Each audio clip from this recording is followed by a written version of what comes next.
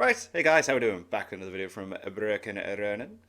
Want to check out these full potential videos. I can't remember who it was. Someone suggested this, and I thought these would be pretty cool. In just whatever order I want to do.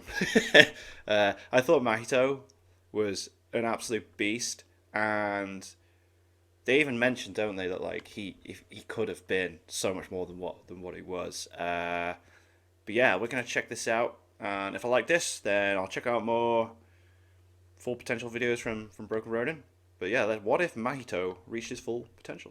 Over the past few weeks, I've been covering many different characters in Jujutsu Kaisen with varying amounts of potential, ranging from grade 1 sorcerers like Kento Nanami to special grade sorcerers like Suguru Geto. All Interesting. Alright, okay. in the hopes of figuring out exactly how strong they could be at their full potential. Ooh, Mekamaru would be an interesting one. In this video, I'll be doing the same thing with Mahito. Fair. Cool. This is going to be cool. Like, because, yeah, they said. And, yeah. Assessing his curse technique, level of talent, mindset, and overall room for growth, all in order to give you a good idea as to what his ceiling would be if he weren't defeated in Shibuya. Up to this point in the series, I have covered characters with amazing potential like Geto and Jogo. However, Mahito is simply a cut above the rest. So not only will I be explaining why he had so much room for growth, but by the end of all of this, I hope to make it clear why he would be the strongest character in Jujutsu Kaisen, surpassing both Gojo Satoru and Ryomen Sukuna. Ooh, Now, alright. saying that someone could become stronger than Gojo and Sukuna is quite the claim, and as such, it requires an extraordinary amount of evidence to back up. So Yes, before we please get into what supply the Mahito can evidence. do and how he would do it, let's first discuss why I'm so confident in his abilities and potential ceiling in the first place. For starters, Idol Transfiguration is a ridiculously powerful curse technique in its own right. Yes, so it much is. so that when not accounting for the user, I'd argue that it's a top 3 ability in the series. Yuda's ability to copy curse techniques is the only ability in Jujutsu Kaisen that I'd say is objectively better than Idol Transfiguration, if only because it can also absorb that technique. one, yeah. But you can technically also make an argument for the completed version of the Limitless and 10 Shadows to also be in that same tier. Regardless, Idol Transfiguration is one of the best techniques in the entire series and provides Mahito with enough versatility and developmental potential to be top 1 in the verse. Much like Satoru Gojo, Mahito is essentially invulnerable to all forms of attack, as a majority of the Jujutsu Kaisen universe lacks the ability to perceive and attack the soul. Yuji, Nobara, and Sukuna are the only characters in the story who have proven themselves capable of harming Mahito's soul, and this in itself is a huge asset. On top of this, Idol Transfiguration also allows almost unparalleled amounts of creativity and versatility in its usage. I mean, yeah, the Shibuya arc where like you just like try to fight him and it's just filling the whole bloody place We'll up. be discussing in painstaking detail later in this video. For now, all you need to know is that Mahito has a curse technique worthy of being the strongest. In terms of talent and potential, it's obvious that he stands with the best of the best, as he was not only able to replicate Gojo's 0.2 second domain expansion after seeing it once, but Nanami views Mahito's full potential as something that sorcerers in general should fear. To further substantiate this, Mahito's potential is flat out stated to be significantly higher than that of Jogo's, who was stated by Sukuna to have the capacity to reach the heights of Satoru Gojo. By all accounts, this means that Mahito has the basic foundation that would allow him to not only rival Gojo in the aspect of sorcery, but flat out surpass him and leave him in the dust if given time and the proper amount of guidance. Pair his curse technique and innate talent with an experimental and selfish mindset very similar to that of Sukuna's, and you have the perfect mixture of traits that can lead to a genuinely terrifying force for evil. Many times in videos like these, I have to tweak a character's mentality or desires, but in Mahito's case, all that he needs is to be removed from the crappy circumstances that Geto's manipulation got him in. And Yeah, definitely. Like you just keep Mahito exactly the same for this scenario. That's cool. controller to put his skills to use. There are tons of different paths that one could go down when exploring Mahito's full capabilities, many of which I'll cover in this video, but the first thing I'd start leveling up if I was playing the Mahito video game is his transfiguration, more specifically, the manipulation of souls other than his own. In Shibuya, we see Mahito have many inspired moments when it came to the warping of souls. Soul multiplicity, polymorphic soul isomer, body repel, and delayed transfiguration are all very useful extensions of his original curse technique, and they prove that he could take the basic manipulation of the human spirit extremely far. I mean, so far, all of Mahito's controlled transfigured humans have come from basic people, souls that don't have a knack for sorcery, souls that aren't particularly strong, the lowest of the low and the weakest of the weak. This is all well and good when trying to amass a large quantity of foot soldiers as Mahito has, but having a few strong generals amongst them could take his fighting prowess to the next level. Like,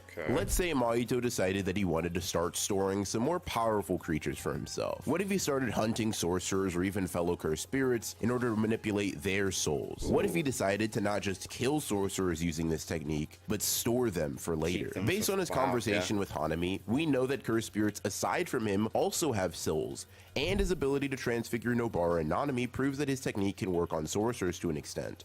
In fact, we see him turn Junpei into a transfigured human after he awakened the curse technique, letting us know without a shadow of a doubt that Mahito is in fact capable of viewing the souls of cursed spirits and manipulating the souls of sorcerers. Now, in the early stages of his development, it's likely that he wasn't able to maintain any of Junpei's sorcerer-like abilities, but with more time to refine his curse technique and the ability to combine multiple souls to strengthen the bond of the body, I see no reason Mahito wouldn't be able to forcefully hijack a sorcerer through soul manipulation and store them as a specialized transfigured human to use in battle. By expending an extremely large amount of regular human souls to sustain and energize the one human with the ability to use curse techniques, Mahito would be able to pull off what is essentially the sorcerer version of cursed spirit manipulation. Much like Geto, Mahito would be able to hunt down his prey and meticulously build an army of transfigured sorcerers that are far beyond the level of your run-of-the-mill human. Even by just combining a bunch of regular people's souls, Mahito was able to construct a creature strong enough to damage Toto and send him flying. So imagine how powerful a transfigured human would be if instead of Billy from down the street, you had Kento Nanami as the base component. Not only would their physical might be completely incomparable to what it was before, but they would also possess curse techniques that Mahito would be able to direct and control at will. Due to the nature of his technique and the souls of curses, I even believe that he would be able to do this with his fellow cursed brethren, wielding the souls of non-sorcerers, sorcerers, and cursed spirits all at the same time. Just imagine for a second, if instead of killing Nobara, or killing Nanami, Mahito combined their souls with the souls of other non-sorcerers in order to wield them as puppets of his destruction, moving only for the sake of his malice. A transfigured grade 1 and transfigured grade 2, both wielding curse techniques, would be really broken, and Mahito could just keep collecting sorcerers like them for as long as he wanted. If he was really greedy, he could also attempt to combine the souls of curses and humans to create a monstrously powerful combination.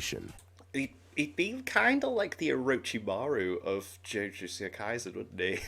Like, manipulating, experimenting with like what goes with what and what gets the best result and stuff, and like just the amount of stuff he could like make would be Eso, Kejizu, and Choso's existence lets us know that the combination of cursed spirit and human is possible, and with Choso specifically, we know that it creates a very strong combatant. Just by simply changing who he targets, Mahito could create armies of stored souls that even rivals what Geto could collect with his own curse technique. Now, I've already talked about adding Nanami and Nobara to his army, but let's take this one step further. Considering the fact that Mahito was even able to realize his full potential in this specific scenario, I'm assuming that he comes out victorious against Yuji and Toto, incapacitating Itadori for Sukuna to revive later, and getting a great idea to turn the top-knot gorilla into his strongest soldier. If you thought having Nanami as a deployable fighter was bad, just wait till Toto joins the party and starts using Boogie Woogie to help Mahito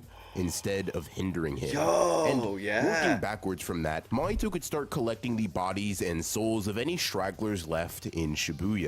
The basic humans left immobilized by Gojo's domain would be easy pickings and just right up canon Mahito's alley, but even unconscious curse users like Awasaka or characters on the fringe of Shibuya like Yaga, Ino, and even Shoko would be ripe for Mahito to consume and transfigure. If you give this guy a little patience too, he'll get a special delivery of sorcerers thanks to a little train ride, and get characters with curse techniques like tool manipulation, creation, blood manipulation, and a pretty useful support technique, all without breaking too much of a sweat. Combing over the entire battlefield could also lead him to coming across characters like Panda and Kusakabe, who would make very nice additions to his army. And while I could continue going down this path of explaining each and every character that he adds to his arsenal, I think you get the point. Yeah, I get the gist. Mahito essentially becomes ridiculous. a sorcerer curse spirit manipulator. Just as someone like Yuta has room for limitless growth because of his ability to copy curse techniques endlessly, or Geto's nigh infinite potential because of his own curse spirit manipulation, the boundaries of Mahito's capabilities span further than the universe itself simply because he was blessed with a powerful technique.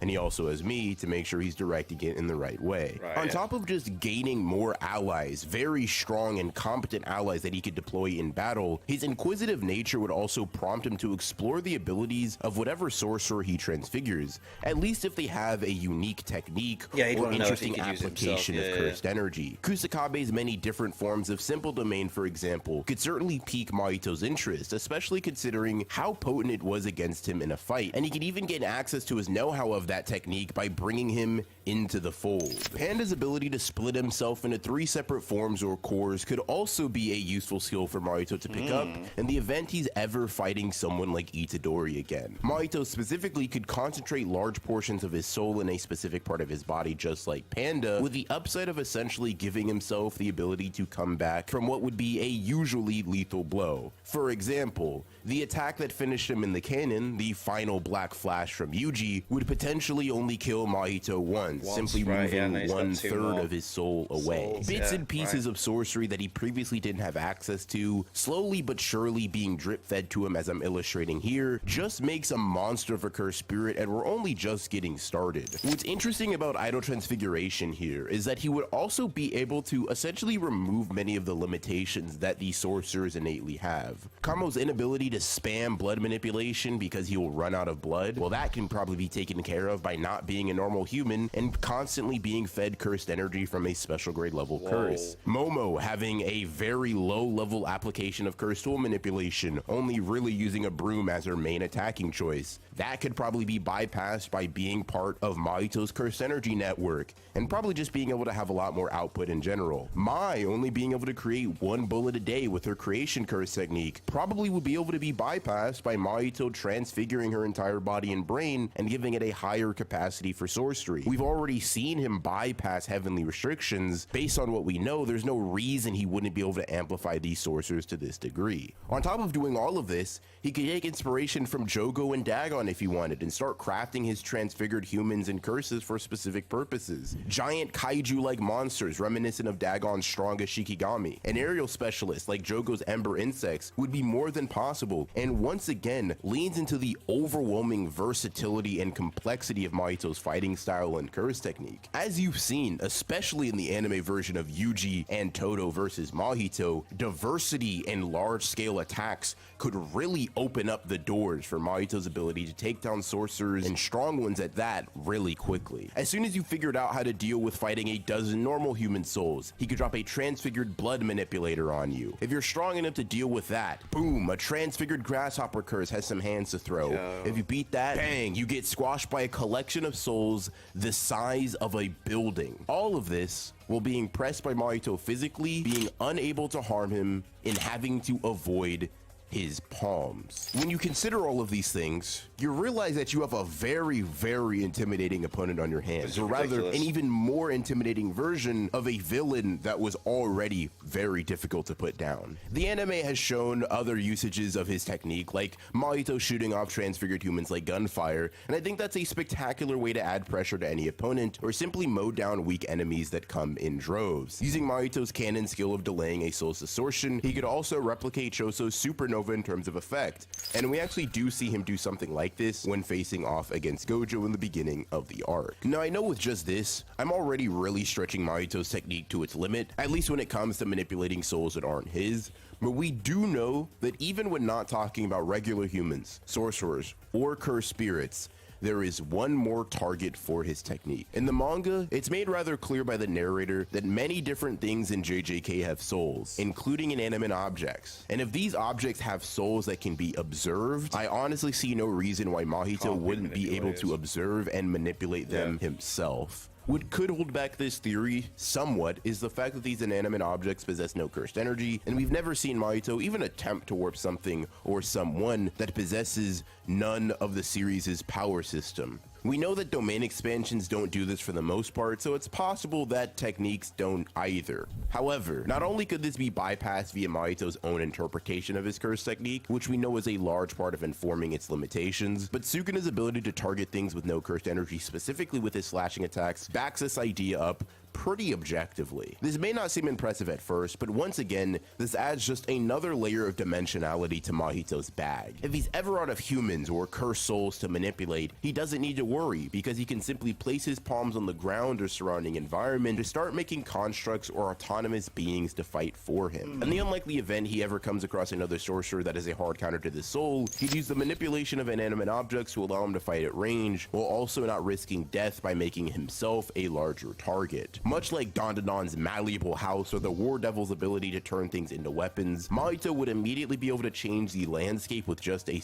That's bad, that. I've only just, like, caught up with Chainsaw Man a little bit, and so thankfully, yeah, that would have spoiled it if I hadn't. What weird timing. Simple touch. Shifting walls and buildings to protect himself while also using it to disorient an opponent and attack them is just up Mahito's alley for a fighting style, and I could even see it being his own personal counter to a character like Todo, who targets things with cursed energy. Unlike the souls of living beings, objects with no cursed energy wouldn't be targeted by this kind of onslaught. Within the canon of the story, one of the biggest reasons that Mahito isn't viewed in the same overwhelmingly powerful light as someone like Jogo is because of the lack of ranged attacks or violently destructive uses of his curse technique. And while he's always been someone that's excelled up close, all of the applications of his technique listed so far would make him a problem for a majority of the verse outright. If you're in close range, you have to worry about being touched by his palms or nailed by whatever weaponry comes to his mind. Due to his ability to stretch and morph, he can also attack you in mid-range, and anything further than that can be taken care of by his transfigured humans, sorcerers, and cursed spirits. And to top it all off, if he's facing a particularly special opponent, one that could only be overwhelmed through a series of large-scale attacks, Dagon-inspired transfigured kaiju and literal environmental reconstruction could certainly do the trick. And while we're at it, I mean, we've seen Mahito change his own size, right? Yeah. Sure, I've been focusing on Mahito transfiguring other souls, but Mahito can also grow and shrink himself.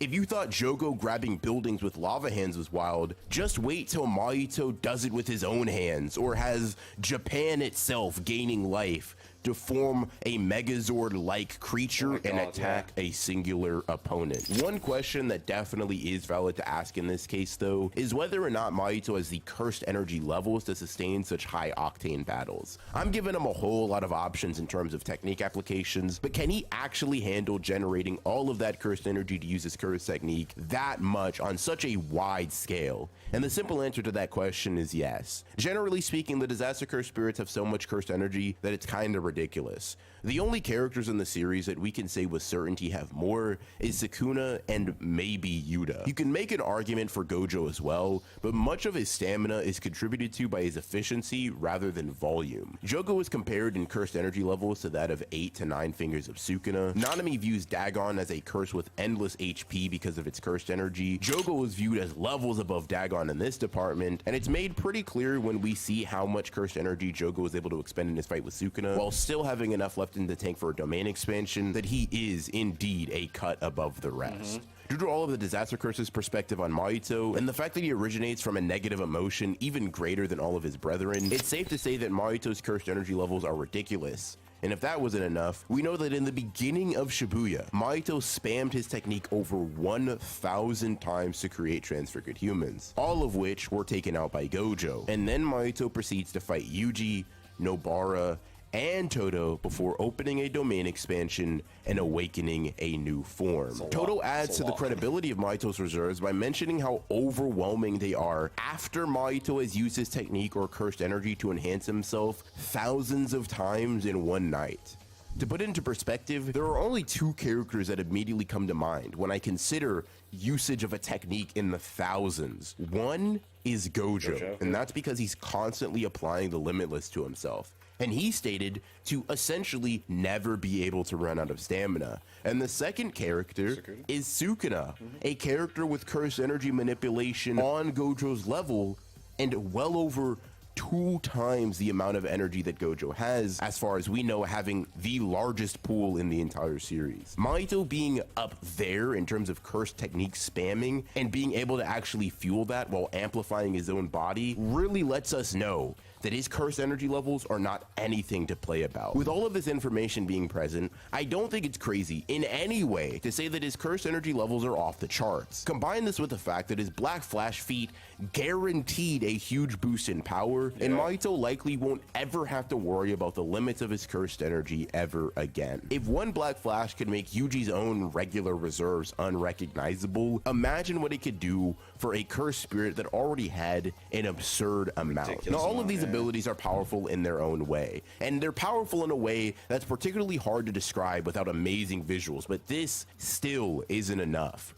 We've seen Gojo and Sukuna be swarmed with large-scale attacks and bombarded with many different levels of abilities, and that hasn't been enough to finish them. This incomplete version of Mahito would likely only exist in the special grade sorcerer tier, being able to take on and potentially defeat characters like Geto, Yuki, Yuta, and Toji, but not being able to take that final step to becoming the strongest. Currently, what Mahito lacks is the ability to contend with the likes of Sukuna and Gojo up close, as well as the domain refinement to clash with these two in a potential full-scale fight. We'll get to the domain portion of the video in a bit, but first we gotta talk about how we can improve Mahito's physical capabilities. Okay, cool. In Jujutsu Kaisen, there are a couple of ways to improve your physical stats. If you're a human being, you can improve them by trading your natural physicality and combining that with better cursed energy manipulation. In Mahito's case, the more cursed energy he has and the better that he can use it, the stronger he will be in this area. Now, just due to Mahito's ability to grow exponentially, as stated on the back of the 10th volume cover of the series, I'm sure that Mahito would steadily grow in his cursed energy refinement and volume, but I'm not looking to make Mahito marginally stronger here. I'm trying to maximize his stats all around, which means we're going to have to look at some more extreme methods, these being cursed technique usage and binding vows. Gojo and Naobito specifically are perfect examples of cursed technique applications, allowing someone to surpass the normal limitations of speed and strength. Naobito uses projection source to surpass his limit, and Gojo uses the limitless. Now, you technically are able to achieve elite levels of physical prowess even with just basic cursed energy manipulation, as Sukuna has shown us, but he is also tied for having the best control over the power system in the verse, as well as having the most cursed energy in the entire series, and even then, Gojo could go beyond what Sukuna can when using his own curse technique. Because of this, it's safe to say that if we figure out a way to have Mahito's technique boost his stats, even with less cursed energy and inferior control over it, he can obtain speed and strength on the level of Gojo and Sukuna. As mentioned earlier, on top of being able to use curse techniques to boost your stats, the other way to artificially boost your overall power is through binding vows. Meme makes it clear that ones with your life in the balance often give the best outcomes, but yeah, because like the higher like the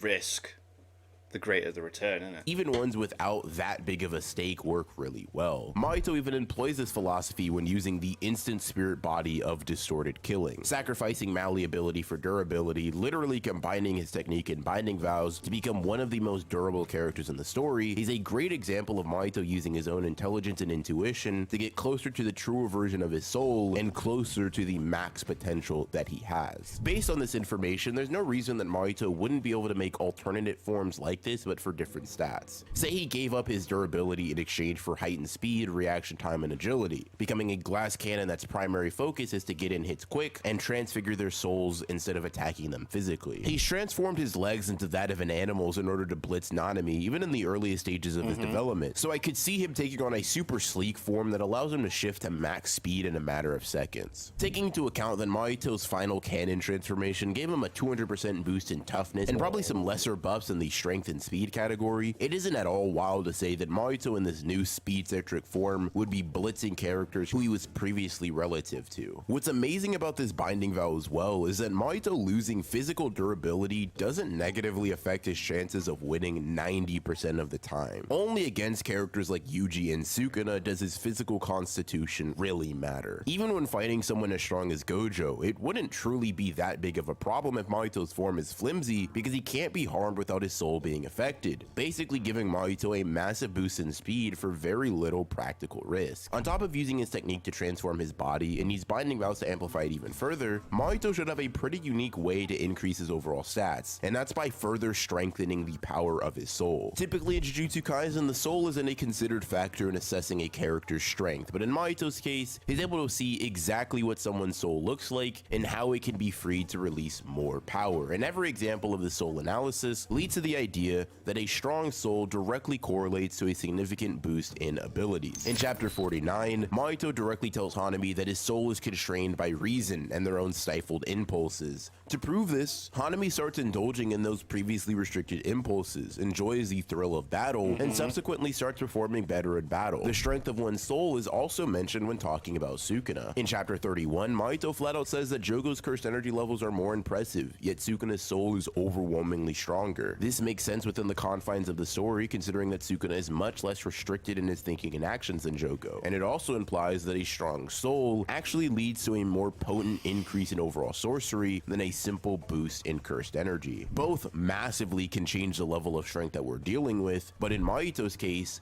I'd argue that focusing his efforts on increasing his soul strength would do wonders. The extra proficiency in cursed energy manipulation, binding vow implementations, and honing of that soul would all contribute to making him a monster even up close and personal. Even in the context of a pure physical confrontation, I'd argue that with all of the aforementioned buffs and boosts, even Gojo and Sukuna would find him to be at least on their level. In addition to all of this, Mahito awakening further and exploring the limits of his spirit would allow him to use idle transfiguration on Sukuna, who he wasn't able to combat in the story specifically because of the difference in their soul potency. Now you may think it's far-fetched to argue that Sukuna's soul could be matched by the likes of Mahito, but everything in the story leads us to this conclusion. Not only does the patch face curse have a technique that gives him a closer relation to the soul than anyone else, but his attitude towards living is perfectly in line with Sukuna's, meaning that it only needs time to mature and evolve to eventually reach that level. His conversation with Yuji in the climax of their battle confirms this. If you take this at face value, Mahito seems to be implying that not only ending Yuji will set him on a path for greater strength, but the ceiling for his growth that he would have access to is significantly higher than it was prior. Taking all of this information into account makes it pretty hard to deny that Mahito's soul would continuously grow and evolve and make him a formidable cursed spirit that can even rival the king of curses. Even in just his base form, Mahito should be competing physically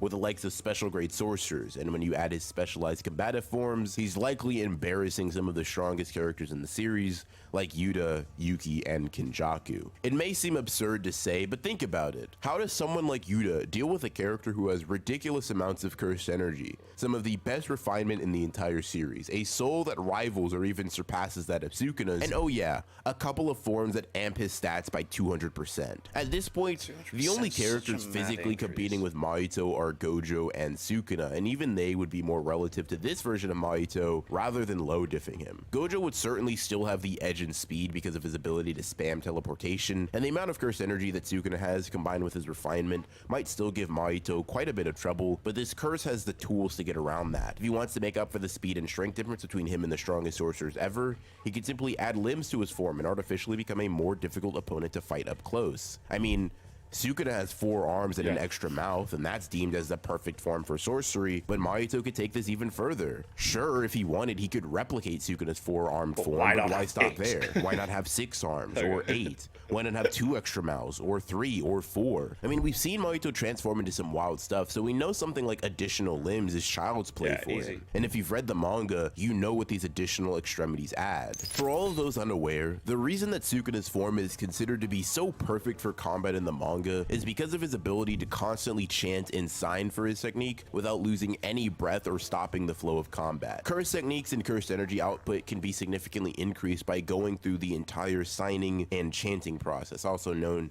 as just the incantation. You can think of it as serving the same purpose as weaving hand signs in Naruto, and because of Gojo, we actually know that going through the full incantation of a technique allows its power to be boosted by 80%.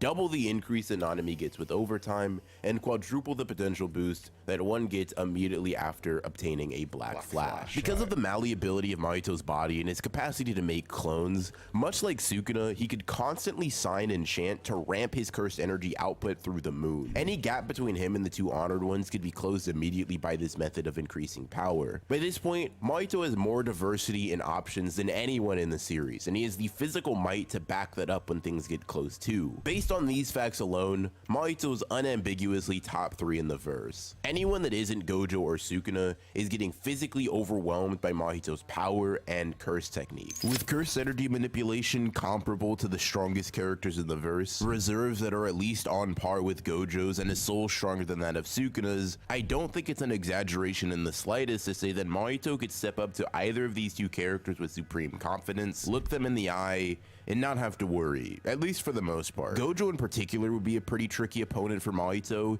in the same way that Gojo is tricky for everyone, simply because Infinity makes damaging him with no domain expansion quite difficult, but the same thing rings true in reverse. Neither character would genuinely be able to hurt each other, and would just be tossing out attacks up close and not being overwhelmed one way or the other. Sukuna versus Mahito with no domains involved becomes quite interesting though, because both characters can actually harm and hit one another. Despite Sukuna having the weaker soul now, he still would have the capacity to harm Mahito with his curse technique, and likely resist basic forms of idle transfiguration to a pretty effective extent, basically forcing both characters to just duke it out. 4 arms versus 6, dismantle and cleave versus idle transfiguration. Due to the indiscriminate nature of Sukuna's slashing attacks, in terms of raw destructive ability at range, I still have him a decent bit above Mahito. Now, Mahito's ability to change the landscape, mess with Sukuna's soul, and summon up any transfigured sorcerers or cursed spirits allows for him to make up for this gap in raw strength with versatility and hacks. And very similarly to Geto,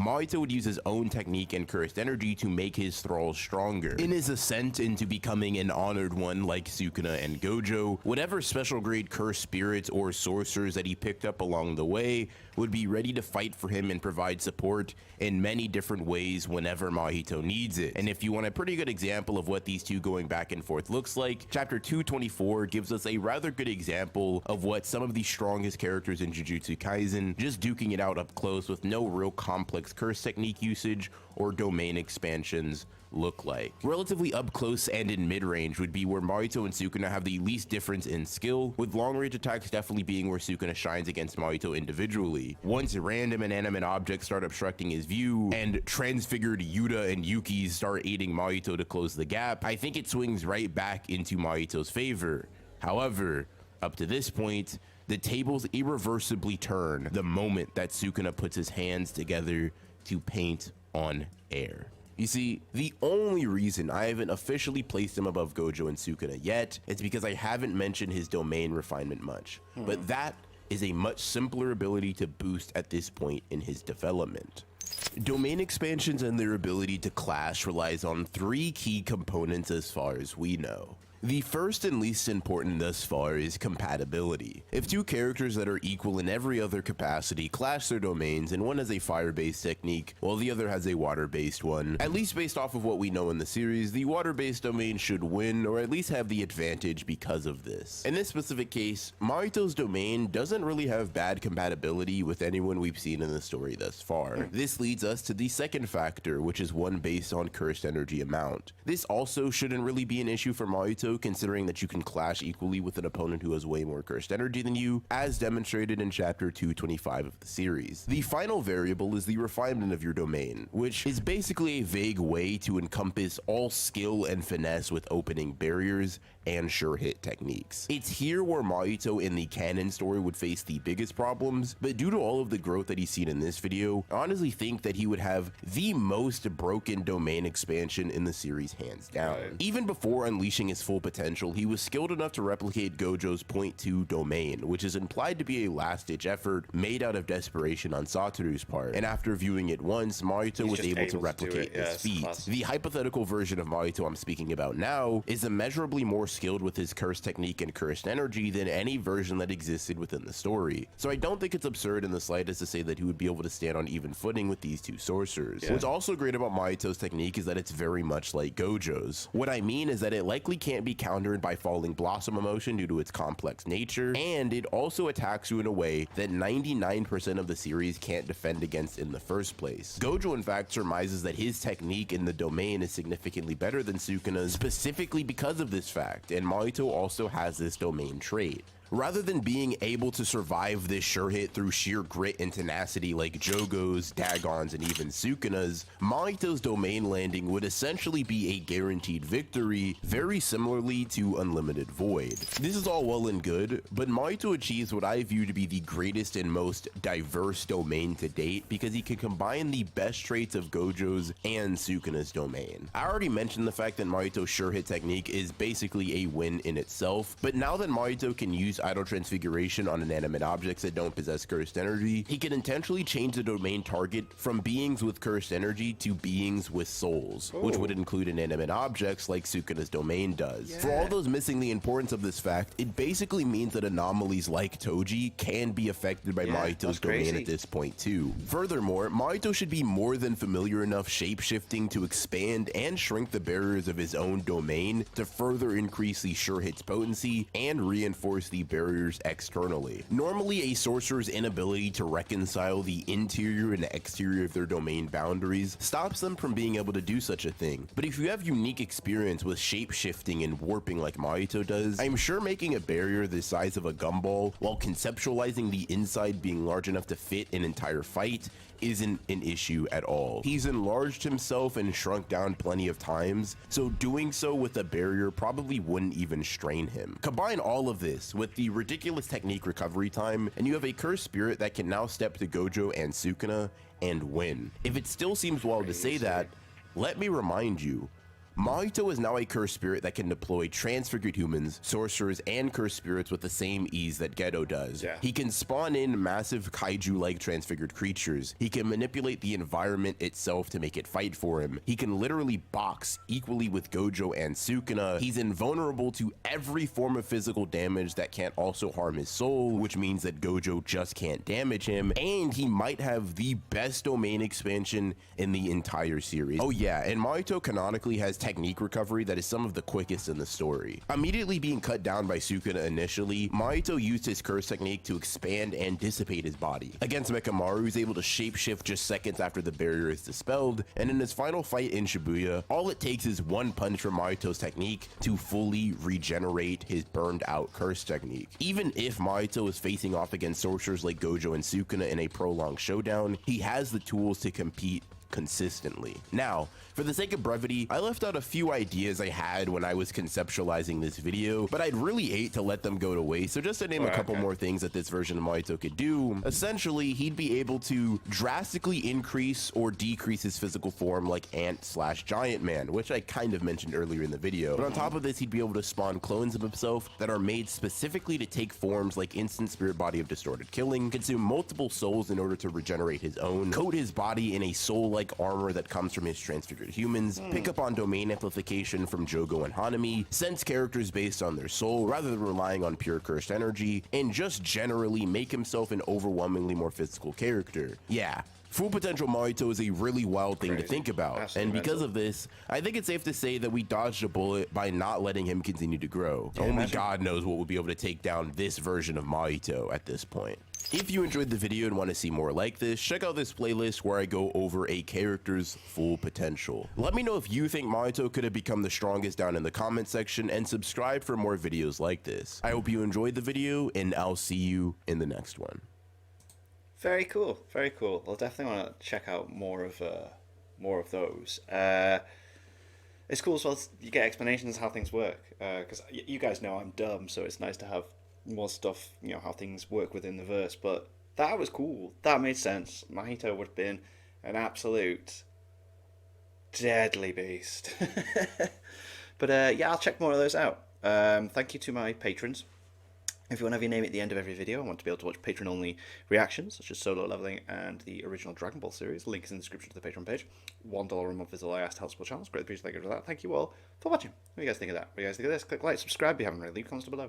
Let me know what I should watch and discuss in future videos. I'll see you guys next time.